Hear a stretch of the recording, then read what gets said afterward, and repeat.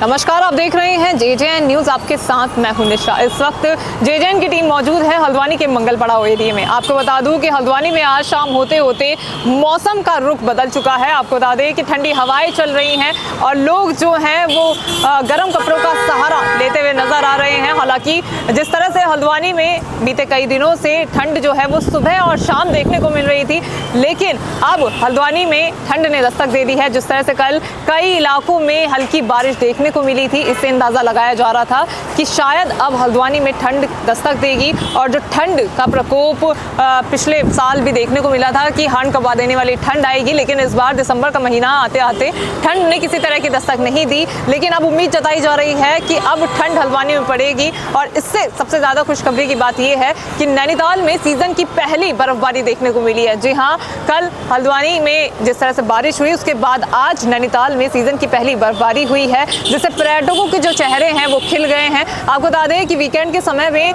तमाम पर्यटकों ने यहाँ से रुख किया था नैनीताल की ओर, और इस तरह से अब जिस तरह से नैनीताल में बर्फबारी देखने को मिल रही है, उससे पर्यटकों के चेहरे खिल गए हैं। लेकिन अभी की मैं बात करूँ तो अभी लगभग शाम के 4 बजे हैं और 4 बजे के करीब मौसम आप देख सकते हैं कि किस तरह से हल्द्वानी के मौसम ने अपना रुख जो है वो बदल लिया है।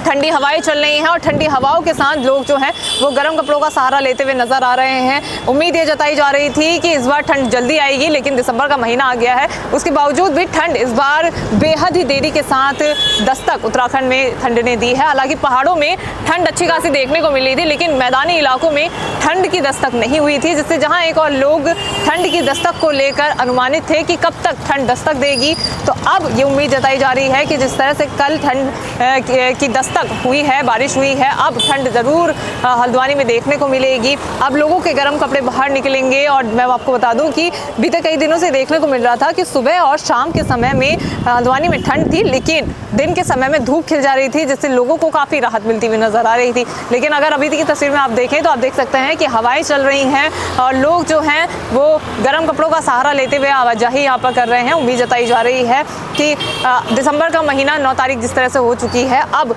ठंड का प्रकोप यहाँ पर देखने को मिलेगा। हालांकि यहाँ पे अच्छी बात यह है कि बीते कई दिनों से प्रशासन जो है वो अपनी तैयारियों में जुट गया था।